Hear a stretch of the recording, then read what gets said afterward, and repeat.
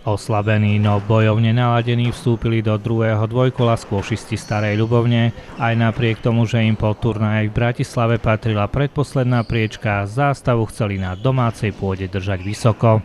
My stále ideme do toho, aby sme zvíťazili nad daným mužstvom.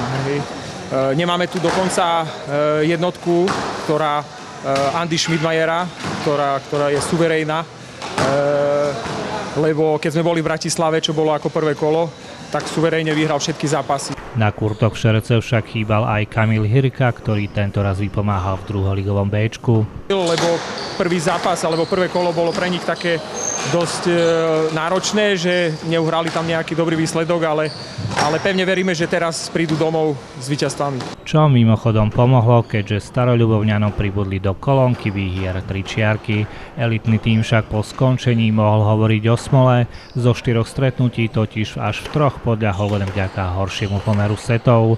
Najskôr prehral s Piešťanmi, potom napriek dobre rozbehnutému duelu aj s bratislavským Adekvartom. V nedeľu ešte Šerece nestačilo na Martina Liptov. Vysoko pozitívne však treba hodnotiť fakt, že vo všetkých prípadoch nastúpil na poste jednotky najmladší hráč klubu, ktorý túto sezónu zažíva doslova krst ohňom. Tak je to určite ťažšie ako v druhej lige, tam som hral na 4. pozícii a teraz som sa dostal do Ačka, tam už hrám na jednotke, takže naozaj je to dosť veľký rozdiel v tých hráčoch. Rebríčkovo najvyššie postavený hráč Ľubovne, ale náročné súboje potrebuje ako soľ. Bronzový medailista z nedávneho Slovak Junior Open je pritom v klube jediný zástupca mladej generácie, čo by sa však čoskoro mohlo zmeniť. Budeme určite sa snažiť, aby skôš tu kvitol vlastne v Starej Ľubovni. Chceme zapojiť mladých ľudí do toho, dúfam, že sa nám to podarí.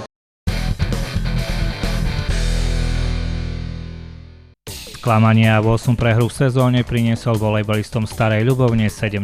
november. V zápase so Svidníkom totiž siahali minimálne po bode, koncovku 4. setu však napriek vedeniu 21-19 nezvládli. 4. kolo Dragana volejbalovej lige Mix zazmazalo poslednú nulu na konte víťazstiev. Staroľubovňanská raketa totiž zaradila vyšší rýchlostný stupeň a porazila Alicu. O smole môže tentoraz hovoriť Memorium, ktoré síce počas celého zápasu viedlo, závery setov však nezvládlo.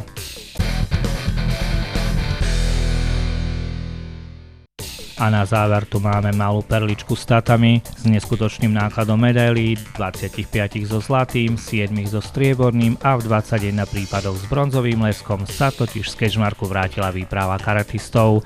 Pretekári ŠKM Karate klubu Stará Ľubovňa tak dokonale ovládli majstrovstvá Tatranskej únie karate a žiackú ligu Tauka.